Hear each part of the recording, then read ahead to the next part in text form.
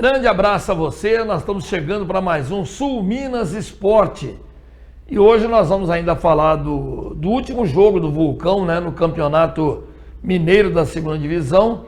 O Vulcão cumpriu a sua meta no campeonato, não conseguiu a classificação. E a gente vai aproveitar e trazer aqui os resultados da rodada, as classificações dos grupos e também a formatação das quartas de final. Você vai ficar sabendo hoje quem vai enfrentar quem na sequência do Campeonato Mineiro da Segunda Divisão. Mas nós vamos começar aqui com o jogo do Vulcão, que foi derrotado lá em Juiz de Fora pela equipe do Tupinambás pelo placar de 3-2. Aí o primeiro gol do Tupinambás, um bate e rebate, a bola sobrou para o atacante, que fulminou ali no cantinho, indefensável para o Luiz Gustavo, né? 1-0 para a equipe do Tupinambás. E aí o Vulcão, olha o que aprontou o Kaique lá do outro lado, olha lá. Ele já tinha driblado dois, voltou para driblar de novo, foi derrubado e ele próprio foi para a batida. Muito bem cobrado, o goleiro de um lado, a bola do outro. O Kaique, que é a pérola lá do Guarani, do São José, né, que agora defende o Vulcão, fez o gol de empate. E aí, que rebatida mal feita, né, do zagueirinho ali do Vulcão, né? Ele cabeceou nos pés do atacante do Tupinambás, que fez 2-1. E numa bola parada, o Vulcão chegou ali com o Célio Júnior, zagueirinho de 17 anos do Vulcão, estava ali na bola parada na área e aproveitou para fazer. E que bobeira esse gol aí, ó. O Vulcão sofre cada gol também, que eu vou te dizer, hein? Tava tudo 40 minutos, caminhando aí para um empate 2-2, por ser um confronto contra uma equipe que já estava classificada.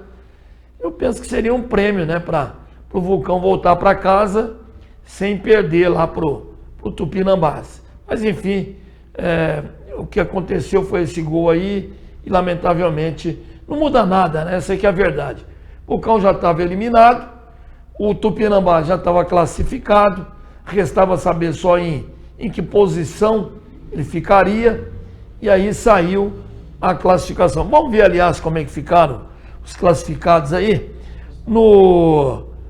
na 10ª rodada. Primeiro os resultados, claro. Na 10ª rodada, o América de Teófilo Otoni conseguiu a vaga, vencendo o Social por 2-0 lá em Tchotchó, né, lá em Teófilo Otoni. O Contagem bateu o Boston City por 5-0. Contagem também já estava classificado. O Vila Real e o Inter de Minas empataram em 1-1 e morreram abraçados.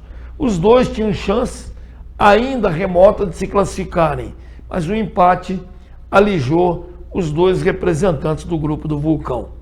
O Tupinambás já tinha vaga, mas melhorou o seu índice, o seu percentual, com a vitória sobre o Vulcão por 3-2. O ESUB bateu o Uberaba por 3-1 e trocou de lugar com o Uberaba. Foi para a primeira posição, jogou o Uberaba para a segunda posição.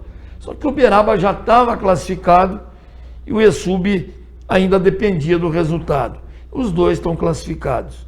E o Paracatu goleou o Araguari, também conseguiu a sua classificação 5-0 para a equipe do Paracatu. Agora sim, então, vamos ver as classificações.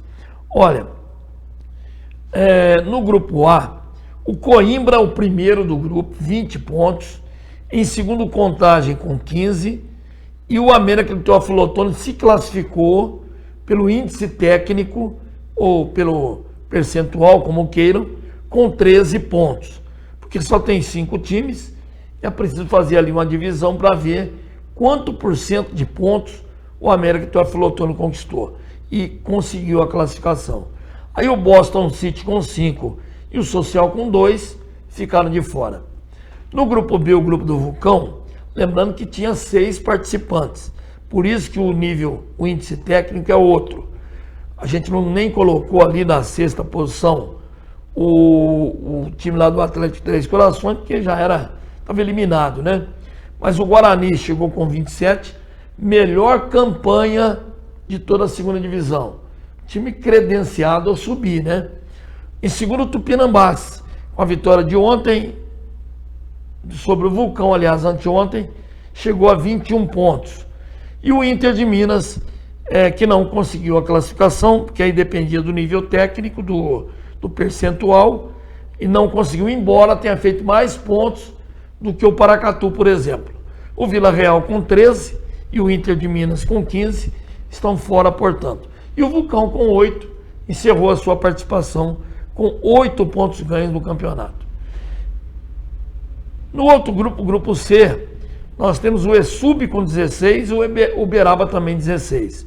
Os dois se classificaram em primeiro e segundo ali. O Paracatu, pelo percentual, também conseguiu, com 14 pontos, mais um percentual que deu para ficar nos dois melhores terceiros colocados.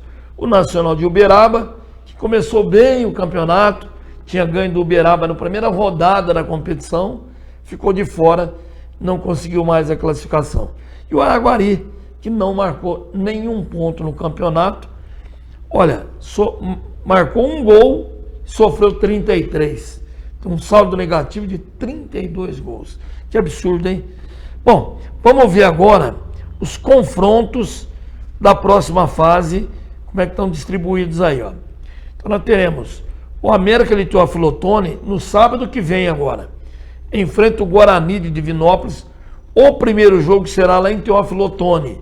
O Guarani, como tem a melhor campanha, joga o segundo jogo no outro fim de semana em Divinópolis.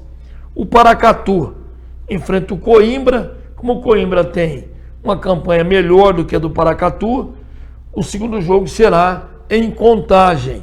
Então o Coimbra conseguiu a classificação e joga o segundo jogo em casa com o Paracatu. Sábado agora, Paracatu, lá em Paracatu, Paracatu e Coimbra. Também neste sábado, Contagem e Tupinambás. Como o Tupinambás fez uma campanha melhor que a do Contagem, o segundo jogo, no outro fim de semana, será em Juiz de Fora. Então, o Tupinambás joga a primeira fora, a segunda em casa. E o Uberaba, que perdeu, por coincidência, vai enfrentar o próprio time que estava no seu grupo, né, o ESUB. E agora é o Tira-Teima, né?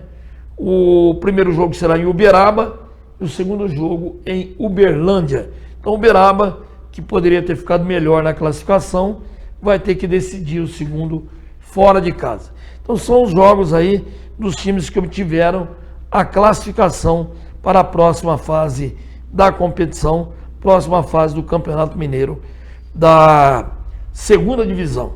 O Vulcão só volta agora o ano que vem. Tem que se reestruturar, tem que se reorganizar. Eu não sei se seria interessante tirar um ano de licença, quitar todas as dívidas, que ainda ficaram alguns resquícios, e aí depois, talvez em 2026, voltar mais forte. Mas a diretoria tem praticamente um ano, quase que um ano, para resolver essa situação, né? Mas quando voltar, tomara que volte com uma estrutura melhor do que a desse ano, que mais uma vez, infelizmente, foi sofrível, né? Até que o Marcelo Albino chegou, arrumou a casa, deu um esquema tático definido, só que já era tarde, né? O time não conseguiu os seus principais objetivos e ficou de fora. Era difícil, como foi mesmo, né? Aliás, falando em Marcelo Albino, ele é o nosso convidado de amanhã aqui. Então amanhã o Marcelo Albino vem aqui para participar conosco do programa, vai falar da carreira dele, tem todos os cursos da CBF, inclusive a licença Pro, que é o ápice da licença que a CBF dá para treinadores. Trabalhou recentemente no Avaí de Florianópolis, junto com o Gilmar Dalpozo, né, que eles se conheceram aí nas andanças da vida. Ele vai explicar como é que foi esse contato para o Gilmar convidá-lo para ele trabalhar no Avaí. O Gilmar convidou novamente para trabalhar na Chapecoense, mas a Chape já tinha outros auxiliares técnicos que permaneceram lá. Então o Marcelo Albino voltou para Poços. Foi aí que pegou para dar uma mão no Vulcão aí, né? Mas amanhã ele vai explicar tudo isso para nós, tá bom? Então amanhã não perca, um programa interessante, o Marcelo Albino falando da carreira dele, dos cursos e dos seus projetos futuros aí, né? Vamos aguardar amanhã então, tá bom? Meio-dia amanhã, entrevista com o Marcelo Albino. E nós vamos para o primeiro bloco de intervalo, voltaremos daqui a pouquinho com mais informações. Até já.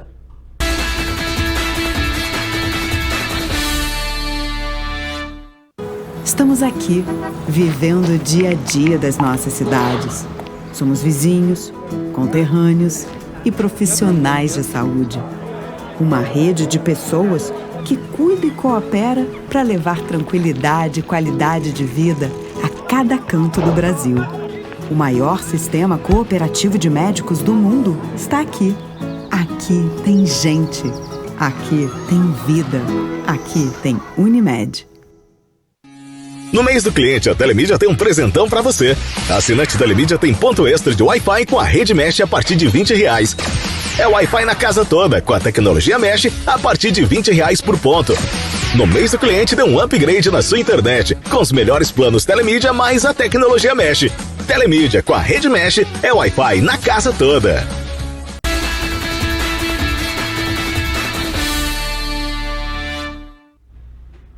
Muito bem, nós estamos de volta com o Minas Esporte.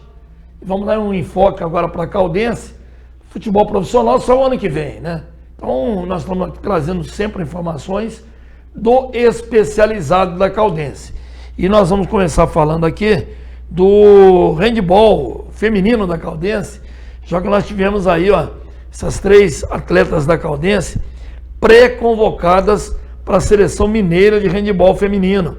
Então, há pouco tempo, a Caldense firmou uma parceria com o projeto Gol de Mão, handebol rosa, né, da Lei Municipal de Incentivo ao Esporte para a prática de futebol, ou de handebol, melhor dizendo, feminino, comandado pela técnica Elaine Ferreira, já há 7 anos. E o clube abraçou a causa e tem dado apoio para as equipes em treinamentos e competições. 2 jogadoras, eu falei 3, né? A técnica está ali no meio. 2 jogadoras do time foram convocadas para a segunda fase de treinamentos da seleção mineira da modalidade, que vai determinar quem irá efetivamente integrar a seleção mineira para a disputa do Campeonato Brasileiro no final do ano. Então são elas a Nicole Caixeta, goleira do juvenil e adulto também, e a Emily Caixeta, central e armadora, né, da armadora esquerda do juvenil e também do adulto. Ambas são primas e nascidas em Poços de Caldas. E a técnica, que a gente já falou dela aqui, né, a Elaine Ferreira, junto com as suas atletas ali. Então as jogadoras treinam às terças e quintas, das 4 às 7h30 da noite, na categoria juvenil, e das 7h30 às 9h no adulto.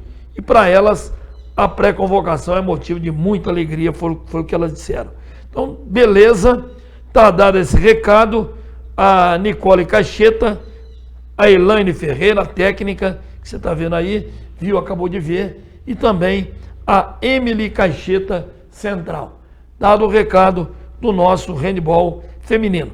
E já que estamos na Caldense, vamos falar também do Sub-14 do basquete da Caldense, que segue invicto na Liga Metropolitana de Basquete. Na noite de quinta-feira, na semana passada, o time Sub-14 de basquete masculino atuou pela Liga Metropolitana em Vinhedo e venceu o próprio time de Vinhedo pelo placar de 54-44, num jogo muito disputado, e a partida foi válida pela penúltima rodada da fase de classificação da chave ouro. Eu lembro aqui que a Caldense acumulou até aqui 6 jogos e 6 vitórias, 100% de aproveitamento.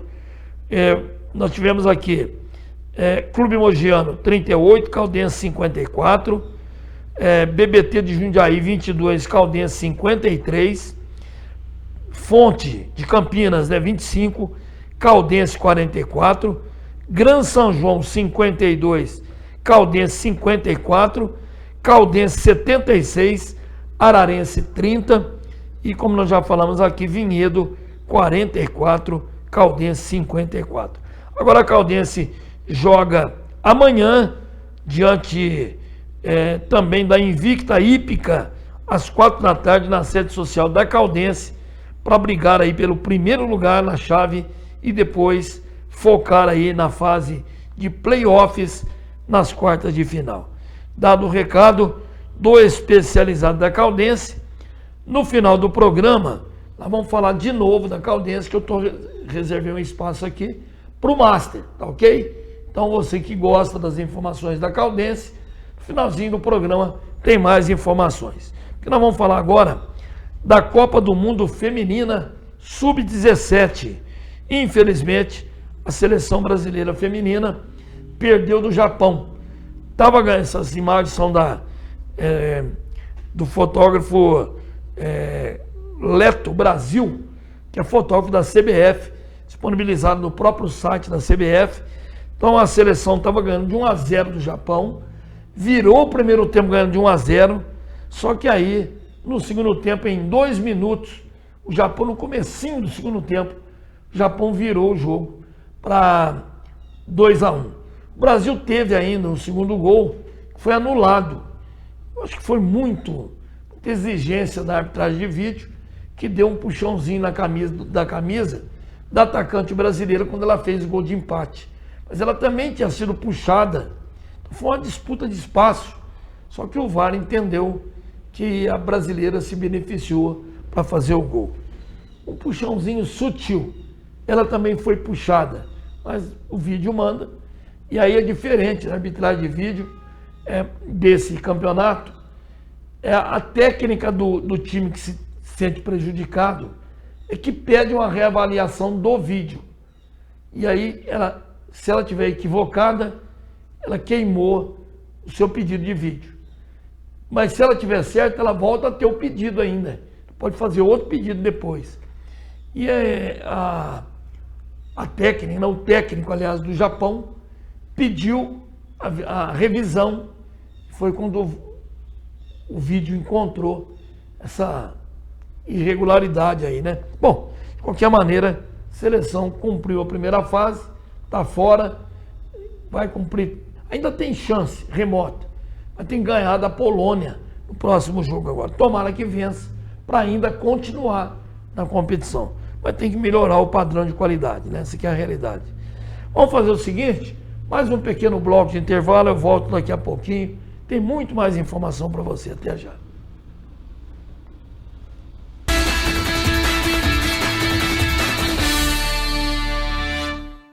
Estamos aqui, vivendo o dia a dia das nossas cidades. Somos vizinhos, conterrâneos e profissionais de saúde. Uma rede de pessoas que cuida e coopera para levar tranquilidade e qualidade de vida a cada canto do Brasil. O maior sistema cooperativo de médicos do mundo está aqui. Aqui tem gente. Aqui tem vida. Aqui tem Unimed. O Plano São Luís não para de crescer. Depois de revolucionar o mercado de planos funerários e se tornar uma referência em cuidado humanizado, apoiado pela tradicional floricultura da região e com o único centro de tanatopraxia da cidade, a São Luís foi mais longe e abriu um velório todo novo, com capelas e ar-condicionado na Zona Sul. Agora, a São Luís comprou o Cemitério Parque e já fez diversas melhorias. Plano São Luís, esse é de Poços, esse eu confio.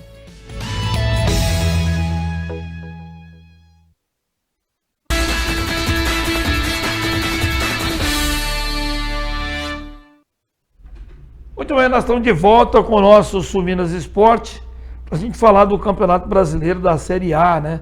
Campeonato Brasileiro da Série A que teve 3 jogos na sexta-feira. Já na sexta nós tivemos Atlético Goianiense e Cuiabá empatando em 0-0. O Botafogo perdeu espaço na corrida lá em cima, hein? Só empatou em casa com o Criciúma em 1-1. Parece que o Botafogo poupou alguns jogadores, mas enfim, era um jogo que poderia ter vencido. O Cruzeiro também empatou em casa com o Bahia em 1-1 e foram os jogos da sexta. No sábado, o Internacional bateu ao Grenal, hein? O Inter subiu mais um pouquinho e deixou o Grêmio preocupado com a situação. 1-0 para o Inter. E o Vitória bateu o Bragantino por 1-0, jogou de novo o Corinthians no Z4, né? O Vitória saiu, é temporário, mas já é um passo para o Vitória do Thiago Carpini. Nós tivemos também no domingo um jogo, né, acontecendo, a vitória do Palmeiras ontem, por exemplo, é a vitória do Palmeiras pelo placar de 5-3, um jogão, né, lá em Caxias do Sul, e nós temos inclusive os gols desse jogo. Eu não tenho os autores, não lembro de todos eles aqui, mas aí, esse foi o gol do Estevão, né, uma bola alçada lá na área, ele ganhou do zagueiro, o zagueiro ficou esperando, né, ele foi lá e tocou para fazer o gol. Depois o escanteio que ele próprio cobrou, e aí aí o Juventude fazendo o gol de empate, né? Muito bem cobrado o escanteio. Mas o Palmeiras foi de novo. Aí sim que o Estevão serviu ali o companheiro que fez o segundo gol do Palmeiras. Esse garoto Estevão é bom de bola, hein? Aí o Juventude empatou de novo, né? Uma bola tocada para dentro da área, e aí 2-2. Estava um jogo muito equilibrado. Mas o Palmeiras não pode bobear com o Verdão, né? Faz uma bela campanha e de novo o Palmeiras chegou ao seu terceiro gol, 3-2 o Rafael Veiga. E na batida lá de fora, né, o Palmeiras fez mais um aí. E o quarto gol, de novo, um tiro forte do Edson Carioca. Ali não, o terceiro, né, do time do Juventude. Mas aí, rapaz, quem está em tarde inspirada, Rafael Veiga fazendo mais um e mostrando a competência, 5-3 para a equipe do Palmeiras. Então é isso aí. Vamos ver o que o Abel Ferreira falou depois dessa goleada aí. É goleada, né? Diferença de 2 gols, mas o número de gols é goleada, 5-3. Vamos ver. Futebol é feito de golos marcados e golos feridos. É verdade, hoje não tivemos tão fortes no aspecto defensivo, sobretudo na bola parada defensiva, nomeadamente no lance dos escanteios, porque a jogada do terceiro golo do nosso adversário é mérito deles. O Rocha fechou fora, o Mike fechou fora, depois tinha que vir cobrir dentro, o Rios distraiu-se ali um bocadinho na marcação dele, e depois um remate potente em que a bola entrou por cima, mas há que valorizar as coisas positivas. Fizemos 5 golos. Eu acho que a resiliência é uma imagem de marca desta equipa. Talento sem esforço, sem resiliência não dá para ganhar este tipo de jogos, e acho que de modo geral, tu acabaste por dizer, fomos uma equipa que veio jogar a casa do Juventude, onde apenas tem 2 derrotas no campeonato aqui em casa, e onde ganhou, por exemplo, equipas como o Flamengo, Corinthians, Botafogo. É isso mesmo. Lá em Caxias, o Juventude joga muito forte. E foi uma bela vitória do Palmeiras. Encostou, não tem mais diferença não. Quer ver, ó?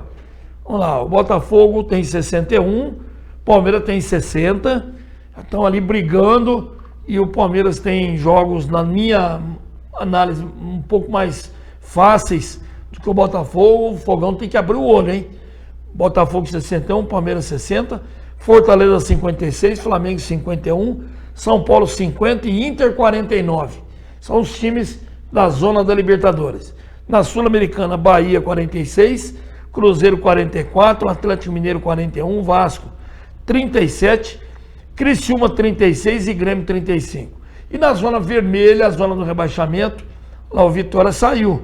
Tem 32 como o Corinthians, só que nos critérios de desempate, o Corinthians é o primeiro que abre a zona vermelha. Corinthians 32, Atlético Paranaense 31, Cuiabá 27 e o Atlético Goianiense com 22 pontos ganhos até aqui. E vamos falar agora do Campeonato Brasileiro da Série B, já que começamos na sexta-feira também com 2 jogos, né? Nós tivemos o Brusque perdendo em casa para o CRB 2-1 e o Amazonas ganhando do Avaí pelo placar de 2-1 lá em Manaus. No sábado, ó que surpreendente, ó, Coritiba ganhou do Vila Nova lá em Goiânia por 3-0. O Mirassol, essa é uma briga de cachorro grande. O Mirassol ganhou do Novo Horizontino por 1-0. O Ituano perdeu para o Ceará. O Ceará está rondando a zona da classificação, hein? Já é o 5º colocado, se não me falha a memória. Nós tivemos ontem Operário e Paysandu 1-1. Ponte Preta perdeu o derby para o Guarani por 1-0 e estão embolados na zona do rebaixamento. E o Sport encostou no Santos, 3-1 em cima do Botafogo de Ribeirão Preto. Olha a classificação como é que está. Santos e Sport juntos, com 56 pontos. O Santos tem no critério de desempate, tem gols, saldo de gols e gols pro mais que o Sport. Em terceiro, o Novo Horizontino com 54 e o Mirassol com 53. E o Ceará do Léo Condé encostou, é o quinto colocado com 51 pontos ganhos. E na zona do rebaixamento, lá embaixo, tem a Ponte Preta com 35, o Brusque com 33, o Ituano com 31, o Guarani também 31. Ponte Preta e Guarani juntos na zona do rebaixamento. Só falta os dois caírem, né? Só falta isso. Bom, a classificação você viu. Lembrando que hoje temos um jogo em Chapecó. A Chapecoense enfrenta o Goiás para começar a 33ª rodada do Campeonato Brasileiro da Série B de bola. E a Libertadores Feminina, o Corinthians, como já era esperado, conseguiu a vitória sobre o Santa Fé pelo placar de 2-0. Parabéns às chamadas brabas, que chegaram com méritos e invictas à final do campeonato e ganharam do Santa Fé por 2-0, conquistando o pentacampeonato. Não é seguido, mas por 5 vezes o Corinthians conquistou a Copa Libertadores da América Feminina e, portanto, é hoje a equipe a ser batida no Cone Sul, é a equipe exemplo do futebol feminino na América do Sul. Parabéns. Eu queria falar também para a gente finalizar aqui, do Master da Caldense, como eu prometi. Não, primeiro nós vamos falar da Copa do Brasil, né? Estou esquecendo da Copa do Brasil aqui. Foram as semifinais. No sábado nós tivemos já o primeiro jogo. O Vasco empatou com o Atlético. Que golaço do Hulk, hein? Estava perdendo de 1-0. Estava indo para o pênalti, porque no primeiro jogo você está vendo ali naquele retângulo preto. O Atlético tinha vencido lá em Belo Horizonte por 2-1. Se ficasse 1-0 para o Vasco, nós iríamos para o pênalti. Aí no final do jogo, o Hulk fez o chamado golaço lá de fora da área, 1-1 o resultado, né? E com isso, o Atlético está classificado para a final. E o outro classificado foi o Flamengo, que ganhou o primeiro jogo no Rio por 1-0, como você pode ver ali, e empatou ontem com o Flamengo em 0-0. Olha, um resultadaço do Flamengo, hein? Que perdeu o Bruno Henrique com 30 minutos do primeiro tempo expulso, mas que o técnico, o Felipe Luiz, fez uma mexida ali. Já tinha perdido o Bruno Henrique, atacante. Tirou o Gabigol, que é atacante, para pôr mais um zagueiro. Quer dizer, arriscou jogar por um empate, mas deixou o Arrascaeta como um falso 9 lá na frente e deu certo. E quando o Arrasca cansou, ele empurrou o Gerson para fazer o falso 9, que foi, aliás, o melhor jogador em campo, na minha opinião, ontem. E deu certo. Então você vê que o cara conhece os jogadores desde os tempos que ele era atleta, jogador também. E deu certo, 0-0, tinha vencido o primeiro por 1-0, Flamengo classificado. Teremos as finais já definidas.